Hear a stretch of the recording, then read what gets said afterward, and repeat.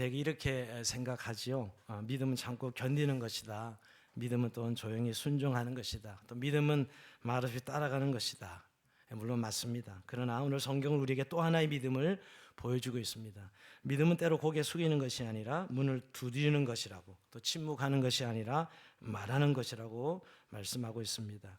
오늘 본문에는 우리가 이름조차 낯선 5 여인이 등장합니다. 다름 아닌 슬로바 딸들을 5명의 이름인데요. 말라, 노아, 호글라, 밀가, 디르사.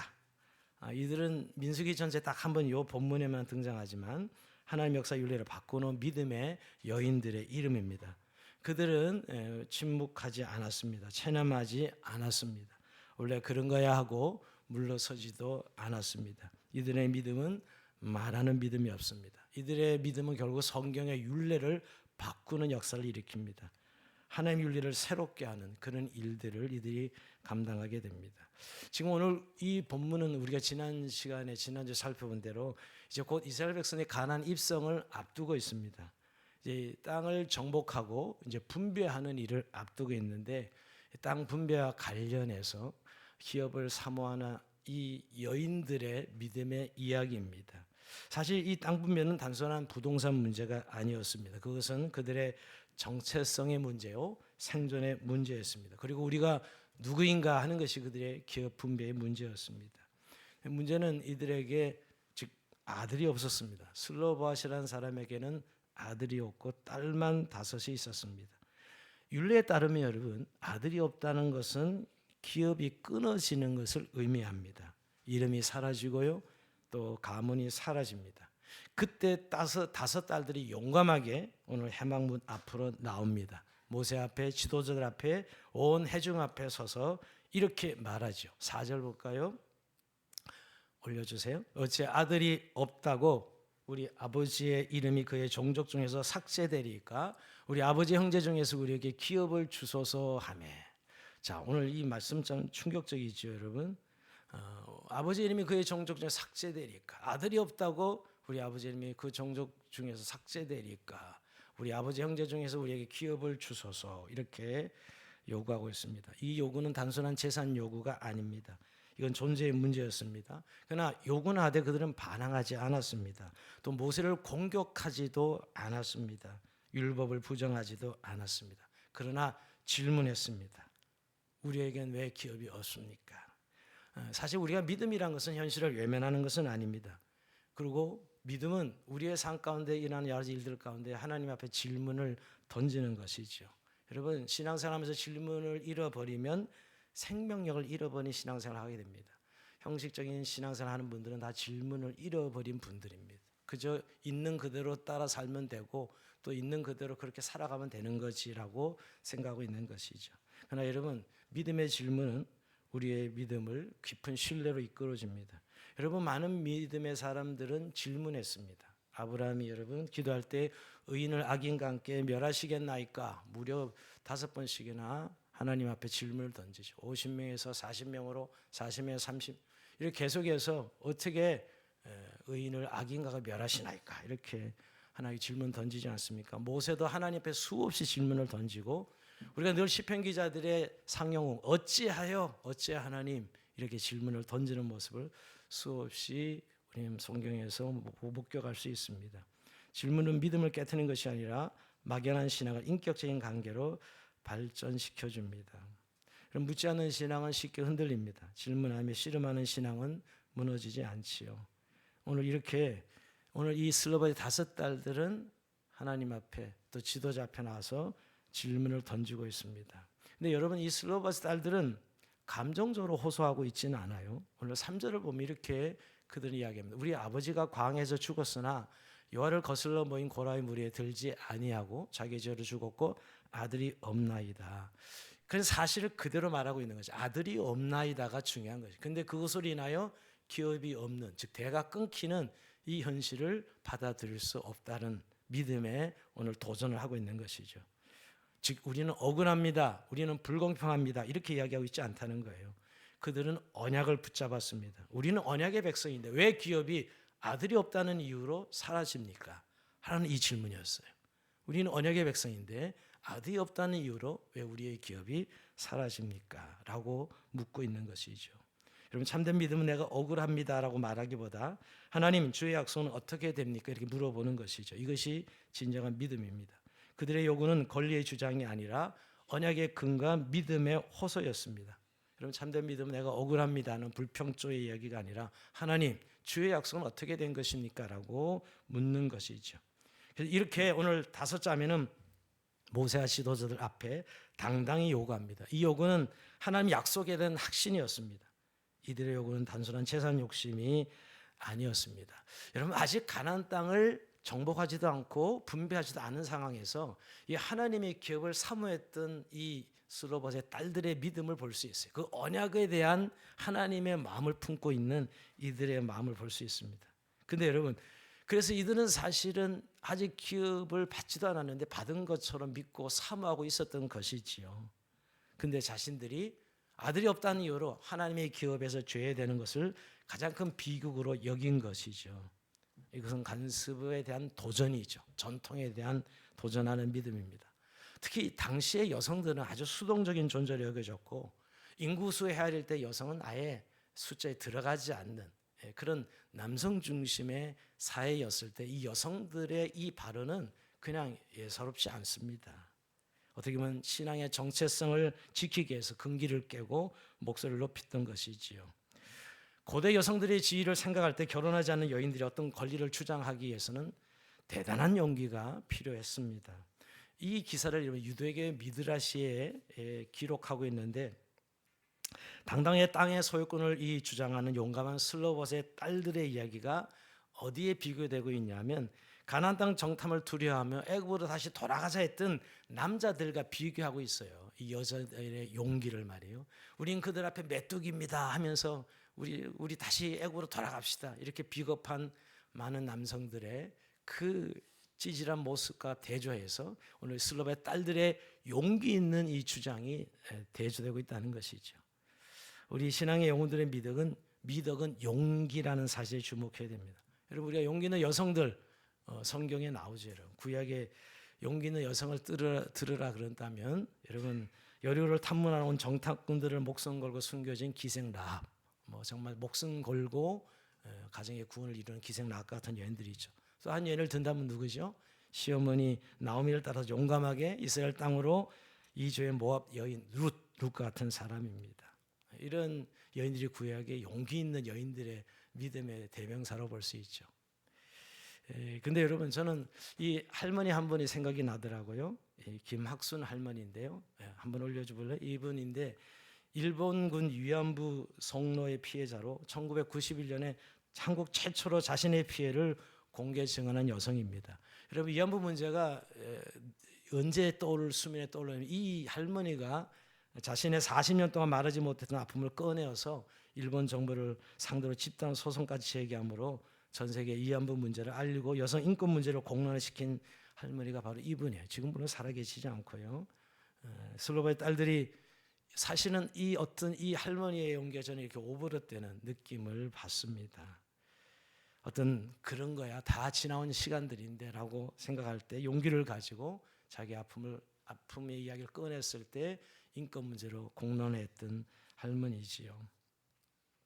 이렇게 우리 그리스도인들도 이런 용기가 필요할 때가 있습니다.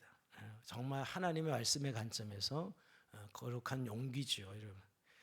근데 여러분, 이 슬로바의 딸들이 이야기를 제 지도자들이 듣고, 즉 모세가 듣고 스스로 판단하고 결정하지 않습니다. 모세의 위대한 부분을 우리가 보게 됩니다.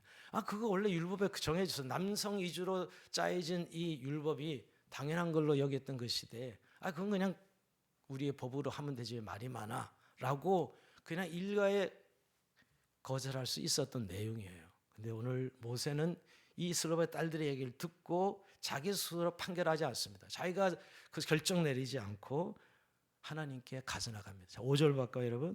모세가 그 산을 여호와께 아뢰니라. 여러분, 참 모세라는 인물이 대단한 인물이 이런 부분이에요. 사실 이 문제를 여호와께 가져나갑니다. 모세는 즉시 판결하지 않았습니다. 간섭대로 처리하지 않았고요. 다소결에 밀어붙이지 않았습니다. 하나님께 가져갔습니다. 여러분, 그러면서 교회는 문제를 덮는 것이 아닙니다. 여러분, 정말 교회는 늘 문제가 있습니다. 근데 문제 없는 교회가 없지요, 여러분. 완전한 교회가 없습니다. 근데 늘 그 문제를 밀어붙이거나 없는 것처럼 하는 것이 아니라 하나님께 가져가야죠. 하나님께. 오늘 모세는 이 문제를 하나님 앞에 가져가고 있습니다. 그리고 하나님은 이 여호와께 아뢰는 이 문제에 대해서 응답하십니다. 그 응답은 너무 놀라웠습니다. 6절 7절 한번 볼까요? 여기서 모세에게 말씀해 이르시되 슬로바의 딸들의 말이 옳으니 너는 반드시 그들의 아버지 형제 중에서 그들의 기업을 주어 받게 하되 그들의 아버지의 기업을 그들에게 돌릴지니라. 이 한 문장이 역사를 바꿉니다. 그 딸들의 말이 옳으니 이 문장이 역사를 바꿔요. 하나님은 전통을 먼저 보지 않았습니다. 간섭을 먼저 보지 않았고 하나님 한 영혼을 보셨습니다. 그리고 법을 고치십니다. 딸들에게도 기업을 주라. 아들들에게만 내렸던 기업이 딸들에게도 기업을 주라라고 판결의 규례가 되게 합니다. 이 여인들의 용기 있는 질문이 공동체의 법을 새롭게 한 것이죠. 믿음은 이렇게 역사를 바꿉니다. 하나님이 그들의 믿음을 인정하신 선언이지요. 개인의 요구가 하나님의 법이 되고 공동체의 기준이 된 것입니다. 이렇게 믿음은 역사를 바꾸는 것이죠. 하나님의 나라는 이렇게 담대한 믿음을 통해 확장되고 있습니다. 하나님은 그 당시 가부장적 관습보다 한 영혼의 간절함과 기업의 보존을 더 중요하게 보셨습니다. 하나님은 소외된 자들의 작은 신음에도 응답하시고 그들의 위해서 법까지 고치시는 분이었어요. 새로운 길을 열어주시는 분이었어요. 이 사건을 계기로 이스라엘에게는 딸들에게도 주는 기업, 새로운 상속법이 세워졌습니다. 이 슬로바의 딸들의 용기 때문에 아들이 없는 가정에도 기업을 상속받는 새로운 상속법이 제정되게 되었던 것이죠. 하나님은 억울함과 간절함을 외면하지 않으시고 우리의 기도를 통해서 막힌 담을 헐고 새로운 길을 열어주시는 이런 사실을 알 수가 있습니다. 여러분, 많은 경우 우리는 그렇게 이야기합니다. 원래 제도가 그래, 질서를 지켜야지, 전통이 그래, 살아온 대로 대부분 살자고 이야기하죠, 여러분. 그러나 오늘 민수기 27장에서 하나님은 질서 그 자체보다 생명과 언약을 먼저 보셨어요. 그들의 질서는 남성 중심의 질서였거든요. 그런데 하나님은 이 슬로바의 딸들의 용기에 응답하시고 생명과 언약을 먼저 보셨습니다. 여러분들, 우리의 질서 너무 중요하죠. 그러나 그 질서가 누구를 위한 질서냐, 또 누구를 위해 지켜져야 되냐를 우리가 먼저 물어봐야 되는 것입니다. 오늘 본문의 슬로바의 딸 다섯은 바로 그 장벽 앞에 섰던 이들입니다. 하나님 이들의 목소리를 통해서 오늘날 우리에게 사회적 약자를 향하여 어떤 시선을 가져야 할지도 말씀하시는 본문이기도 합니다. 당시 이스라엘 사회에서 여성은 독립된 인격체로서 법적 권리를 행사하기 어려웠습니다. 아들이 없는 집안의 딸들은 미래가 보장되지 않는 철저한 약자였던 것입니다. 목소리를 내기 어려웠고 이들의 이름이 기록되지 않을 뻔했고 제도적으로 보호되지 못했습니다. 그러나 하나님은 슬로보아스의 딸들의 말이 옳다라고 인정하고 하나님의 나라는 이 약자를 침묵 속에 두지 않는다는 것입니다. 사실 따지고 보면 이 슬로보아 딸들의 요구는 특혜가 아니라 언약의 회복입니다. 원래 하나님께서 약속하신 몫의 회복이죠. 하나님 이 사건을 통해 이렇게 말씀하시는 것이에요. 너희는 아들이 있느냐 없느냐로 언약의 백성을 가리지 말고 하나님의 나라의 기업은 힘 있는 자의 전유물이 아니다. 하나님 나라에서 중요한 것은 언약적 관점에서 결정하는 하나님의 공의죠, 여러분. 그래서 하나님 나라에서 중요한 것은 성별이나 조건이 아니라 언약 안에 있는가 하는 것이 언약 안에 있는 것. 이것이 기준이 되는 것이지 성별이나 가진 것이나 또 외모나 어떤 그 사람의 잘남에 있지 않다고 말씀하고 있습니다. 그래서 여러분 갈라디아서 3장 28절 이렇게 말씀하고 있습니다. 너는 유대인이나 헬라인이나 종이나 자유인이나 남자나 여자나 다 그리스도 예수는 하나이니라. 예수 안에 있는 이 언약 안에는 모두가 다 같다는 거예요. 유대인, 이방인이든지 종이든지 자유든지 그 당시 노예 제도가 있었던 애 아닙니까? 남자 여자 이 성별의 차이가 언약을 가를 수 없다라는 것이에요. 여러분 오늘 우리 사회는 지금 오랜 시간 관습이나 전통이라는 이름으로 굳어진 보이지 않는 사회의 차별의 벽들이 있습니다. 성별로 우리가 나누게 되고 경제적 능력으로 또 신분으로 오는 신체적 조건으로 이런 이유로 마땅히 누려야 될 권리로부터 소외된 이들이 여전히 우리 사회는 존재합니다. 이들을 차별하는 것은 하나님의 마음이 아니라는 것을 알게 됩니다. 하나님은 모든 백성이 그리스도 안에서 언약 안에서 기업을 누리시기를 원하고 있어요. 그래서 여러분 이렇게 새로운 규례가 생깁니다. 그것이 민수기 20장 8절에서 11절까지가 새로운 규례예요. 한번 볼까요? 너는 이스라엘 사손의 말에 이르기를 사람이 죽고 아들이 없으면 그의 기업을 그의 딸들에게 돌릴 것이요. 이게 첫 번째 바뀐 법이죠. 아들이었으면 딸에게 줘라. 딸도 없어 그러면 그의 기업을 그 형제에게, 그러니까 아버지 형제에 말하겠죠. 당연히 아버지 형제에 줄 것이 형제도 없어. 그럼 그의 기업을 그의 아버지 형제로서는 그 기업을 가장 가까운 친족에게 줘 받게 하라라고 말씀하고 있는 거예요. 이 새로운 판결법이 되는 거예요. 새로운 이스라엘 판결 규례가 되는 것이죠. 근데 여기서 여러분 출가한 딸은 죄입니다. 출가한 딸은 남편의 기업이 자기 기업이기 때문에 여기에 딸을 이야기할 때는 출가하기 전에 딸을 말하고 있는 거예요. 이해가 되십니까? 그냥 아무 생각 없이 앉아 계신 분들이 계시죠. 생각해 보시면 뭐 규례라 그러면 법이잖아요. 이게 지금 여러분 딸 출가한 딸들은 해당이 안 돼요. 이게요. 당연히 남편의 기업이 자기 기업이니까 여러분. 이렇게 오늘 슬로바 딸들의 개인적인 사정을 해결해 주는 것에 그치지 아니하시고 결국 이스라엘의 판결로 만드셨어요. 어떻게 보면 한 사람의 억울함이 공동체 전체의 정의로운 시스템으로 발전시킨 것이죠. 여러분 진정한 사랑은 단순히 일시적인 구제금을 주는 것에 그치지 않습니다. 약자가 반복적으로 고통받지 않도록 사회적 시스템과 구조를 개선하는 것이지. 왜 우리가 중요해? 그리스도인의 법은 하나님의 공의에 기초해야 되기 때문에 하나님의 공의와 사랑에 기초하기 때문이죠. 우리가 아모스 5장 24절에 보면 하나님의 공의가 하수같이 흐르게 하라라고 우리에게 명령하고 있기 때문입니다. 자, 근데 오늘 27장 이야기는 여기까지인데 여러분 오늘 제가 36장 민수기 마지막 장인데 왜 다음에 강의할 때 36장을 왜 강의하지 않습니까? 하지 마세요. 오늘 이 36장을 강의하고 있는 것이 오늘 이게 짝이 되는 것이에요. 자, 36장이면 새로운 문제가 생깁니다. 슬로바 딸들의 요구를 들어줘서 개인적 권리를 즉 기업을 받게 했는데 그로 인해서 기업에 불균형이 생기는 문제가 생깁니다. 어떤 문제가 생기죠? 이 딸들이 기업을 받아서 다른 지파의 남자와 결혼을 하는 경우 어떤 결과가 생기죠? 하나님이 정해진 기업이 다른 지파로 넘어가는 상황이 생기는 것이죠.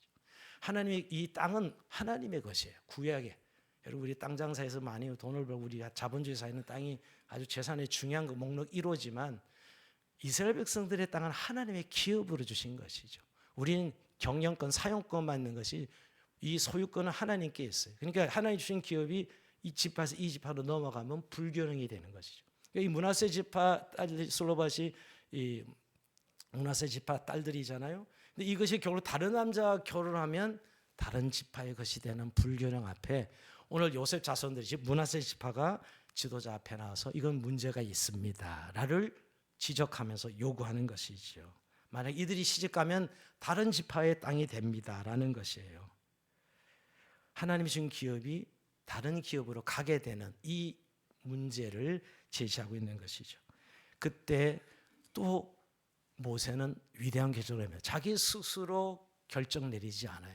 자기 스스로 판결하지 않고 하나님 앞에 나가서 아뢰입니다. 자, 그러고 나서 그 응답을 받죠. 그것이 36장 5절 말씀입니다. 이 말씀 모세가 여호와의 말씀을 이스라엘에서 명령하여 이르되 요셉 자손 지파의 말이 옳도다라고 이야기해요. 이 딸들이 다른 지파로 시집가면 다른 지파의 땅이 되는 것에 대해서 문제를 제기했을 때 요셉 자손 지파의 말이 옳도다 그럽니다. 아까 딸들의 말이 옳도다 그랬는데 또 요셉 자손 지파의 옳도다라고 인정해 주신 것이죠. 우리가 잘 아는 20장은 약자의 권리를 회복하는 내용이고 36장은 공동체 전체의 문제입니다. 하나님 어느 한쪽만 옳다고 말씀하시지 않고 하나님은 개인의 권리도 중요하지만 공동체의 질서도 공동체 기업의 땅의 경계도 너무너무 중요하다고 말씀하고 있는 것이죠. 자, 그런데 하나님 이 문제를 어떻게 해결하세요? 다른 지파의 땅이 되는 상황이 생길 수 있는데 하나님 어떻게 해결하십니까? 36장 6절 말씀입니다. 올려주세요.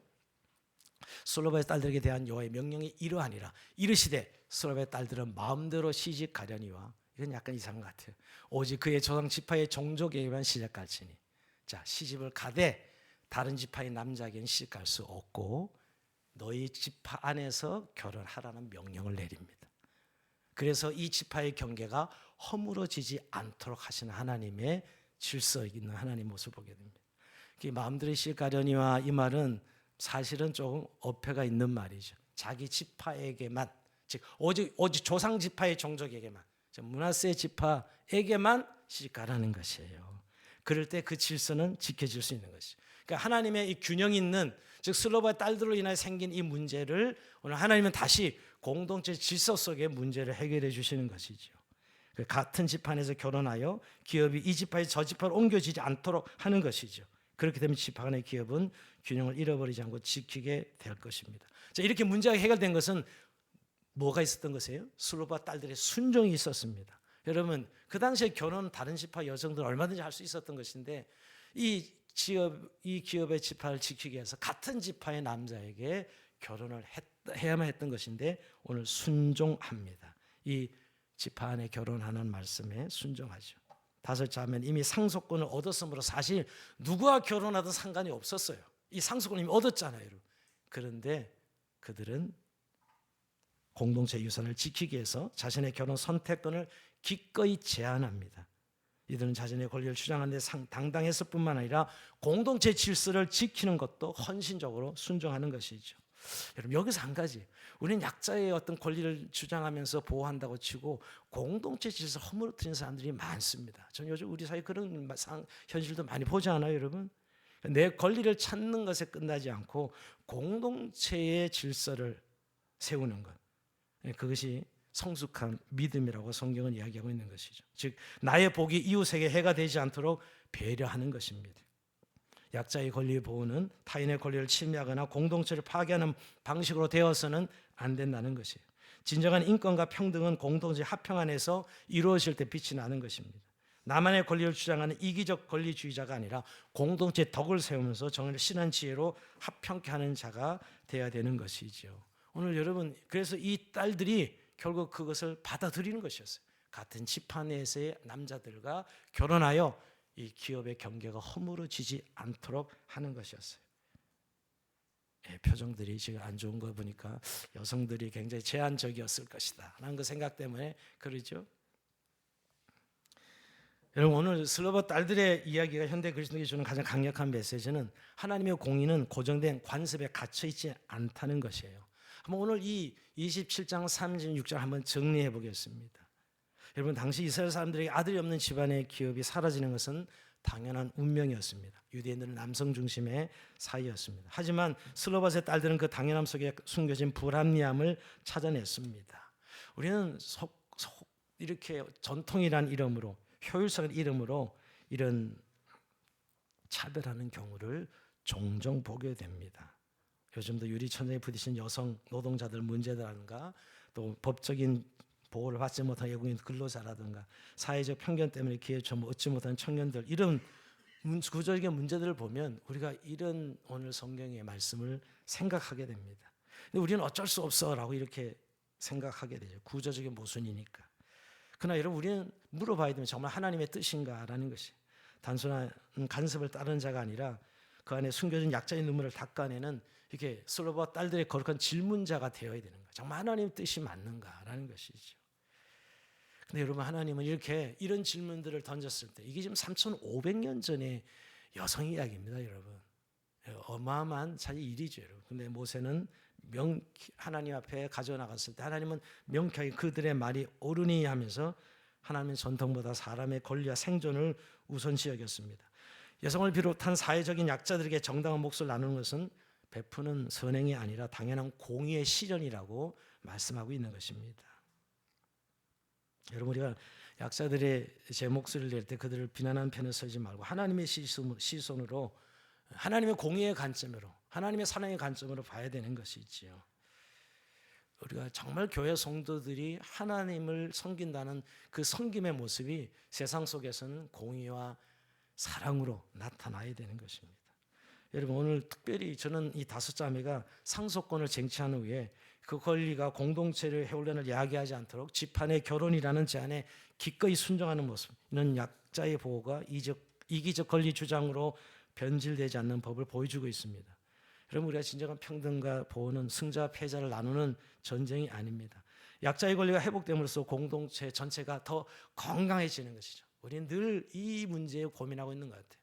누가 한 편을 이렇게 해주면 그것이 문제가 된다는, 공동체 전체가 건강해지는 그런 방향으로 나가야 되는 것이죠.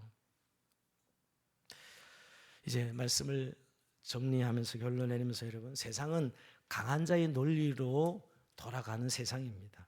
그러나 하나님의 나라는 가장 작은 자의 눈물에 반응하는 하나님의 나라입니다. 약자를 향한 하나님의 마음이 공의예요. 공의. 하나님은 슬로보아스의 딸들을 통해 아무도 소외되지 않는 나라를 꿈꾸셨습니다. 여러분, 예수님께서 이 땅에 오셔서 이런 권력자들의 편에 선 적이 있습니까? 늘 세리야 또 장녀들과 병든 자들의 친구가 되어주시고 정말 어둡고 힘들어서 살아가는 고통받는 자들을 찾아가셔서 위로하시고 하나님 나라를 전하셨습니다. 그러고 보면 여러분, 오늘 성경이 예수님 구약의 약자를 향한 하나님의 마음을 예수님 그대로 가지고 이 땅에서 하나님 나라를 실현했던 것을 보게 됩니다.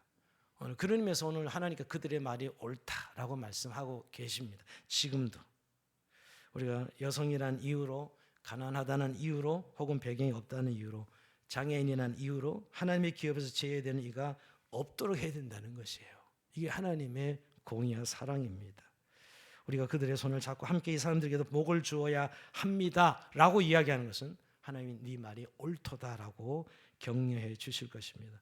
소외된 자들의 자리를 만들어주는 것, 그것이야말로 하나님 나라의 중요한 선교의 측면이고 우리의 삶의 소명이기도 합니다.